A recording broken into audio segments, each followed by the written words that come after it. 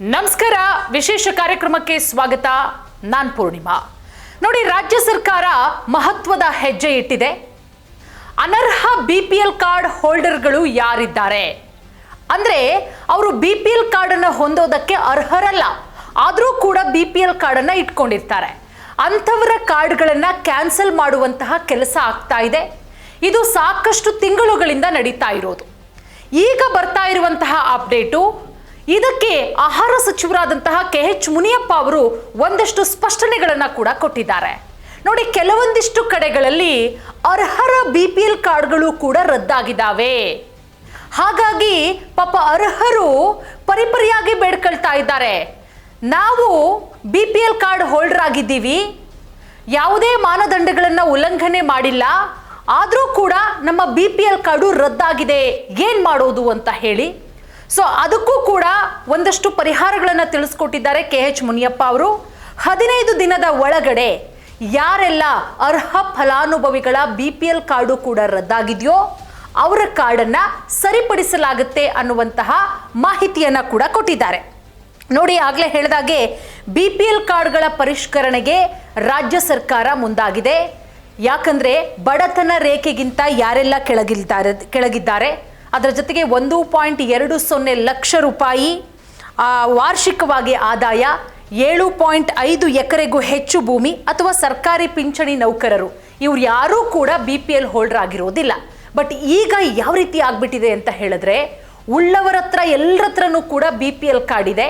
ಪಾಪ ಏನೂ ಇಲ್ದಲೇ ಅವ್ರ ಹತ್ರ ಒಂದು BPL ಕಾರ್ಡ್ ಮಾಡಿಸ್ಕೊಳ್ಳೋದಕ್ಕೆ ಆಗ್ತಾ ಇಲ್ಲ. ಸೊ ಈ ನಿಟ್ಟಿನಲ್ಲಿಯೇ ಸರ್ಕಾರ ಚಾಟಿ ಬೀಸಿರೋದು. ಯಾರೆಲ್ಲ ಅನರ್ಹರಿದ್ದಾರೋ, ಅನರ್ಹ BPL ಕಾರ್ಡ್ಗಳನ್ನು ಪಡ್ಕೊಂಡಿರುವಂತಹ ಫಲಾನುಭವಿಗಳಿದ್ದಾರೋ ಅಂಥವರಿಗೆ ಚಾಟಿ ಬೀಸಲಾಗಿದೆ. ಸಂಬಂಧಪಟ್ಟಂತಹ ಅಧಿಕಾರಿಗಳಿಗೆ ಸಚಿವರು ಹಾದಿಯಾಗಿ CM ಸಿದ್ದರಾಮಯ್ಯ ಅವರು ಖಡಕ್ ಆಗಿ ಸೂಚನೆಯನ್ನು ಕೊಟ್ಟಿದ್ದಾರೆ. ಪ್ರತಿ ಹಳ್ಳಿಯಲ್ಲಿಯೂ ಕೂಡ ಪರಿಶೀಲನೆ ಮಾಡಿ. ನೋಡಿ, ನಾನು ಆಗಲೇ ಹೇಳಿದಾಗೆ BPL ಕಾರ್ಡನ್ನು ಹೊಂದಬೇಕು ಅಂತ ಹೇಳಿದ್ರೆ ಒಂದಷ್ಟು ಮಾನದಂಡಗಳಿರುತ್ತೆ. ಆ ಮಾನದಂಡಗಳ ಅನುಸಾರವಾಗಿ BPL ಕಾರ್ಡ್ಗಳನ್ನು ಇಟ್ಕೋಬೇಕು.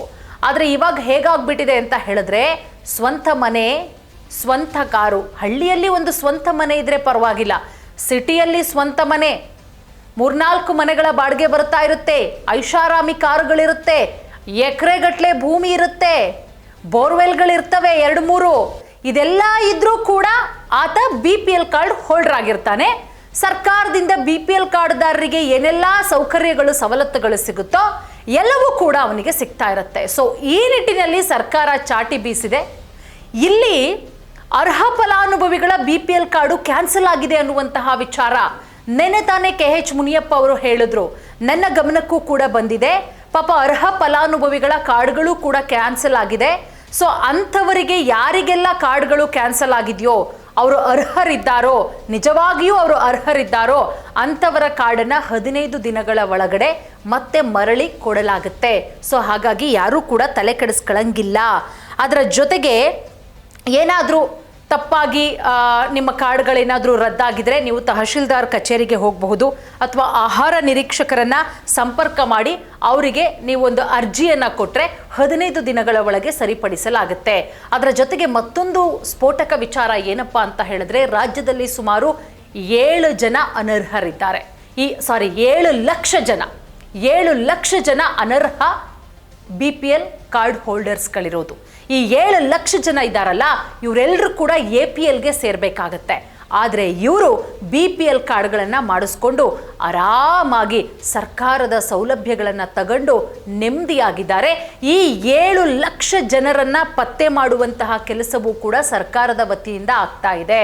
ಸೊ ನೀವಾಗೇ ಹೋಗಿ ಸಂಬಂಧಪಟ್ಟಂತಹ ಕಚೇರಿಗೆ ಹೋಗಿ ನಿಮ್ಮ BPL ಕಾರ್ಡ್ಗಳನ್ನು APL ಆಗಿ ಪರಿವರ್ತನೆ ಮಾಡ್ಕೊಂಡ್ರೆ ಬಹಳಷ್ಟು ಒಳ್ಳೆಯದು. ಯಾವುದೇ ರೀತಿ ತೊಂದರೆ ಆಗಲ್ಲ.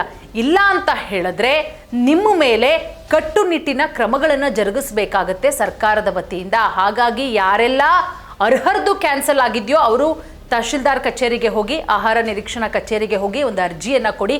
15 ದಿನದಲ್ಲಿ ನಿಮ್ಮ ಕಾರ್ಡ್ ಏನಾದ್ರು ಕ್ಯಾನ್ಸಲ್ ಆಗಿದ್ರೆ ಸರಿಯಾಗತ್ತೆ. ಇಲ್ಲ ನಾನು ಎಲ್ಲ ಸೌಲಭ್ಯಗಳನ್ನು ಪಡ್ಕೊಳ್ತಾ ಇದ್ದೀನಿ, ಬಹಳ ಅನುಕೂಲಸ್ಥನಾಗಿದ್ದೀನಿ, ಆದರೂ ನನಗೆ ಕಾರ್ಡಿದೆ ಅನ್ನೋರು ನೀವಾಗೇ ಚೇಂಜ್ ಮಾಡಿಕೊಂಡ್ರೆ ಬಹಳಷ್ಟು ಒಳ್ಳೆಯದು. ಬಟ್ ಕ್ಯಾನ್ಸಲ್ ಆಗಿರೋರು ತಲೆ ಕೆಡಿಸ್ಕೊಳ್ಳೋ ಅವಶ್ಯಕತೆ ಇಲ್ಲ. ಸೊ ನೀವು ಅರ್ಹರಾಗಿದ್ದೀರಾ BPL ಕಾರ್ಡ್ ಪಡ್ಕೊಳ್ಳೋಕ್ಕೆ ಅಂತ ಹೇಳಿದ್ರೆ 15 ದಿನದಲ್ಲಿ ಅದೆಲ್ಲವೂ ಕೂಡ ಸರಿಯಾಗುತ್ತೆ. ಆಹಾರ ಸಚಿವರಾದಂತಹ KH ಮುನಿಯಪ್ಪ ಅವರು ಈ ಬಗ್ಗೆ ಭರವಸೆಯನ್ನು ಕೂಡ ಕೊಟ್ಟಿದ್ದಾರೆ.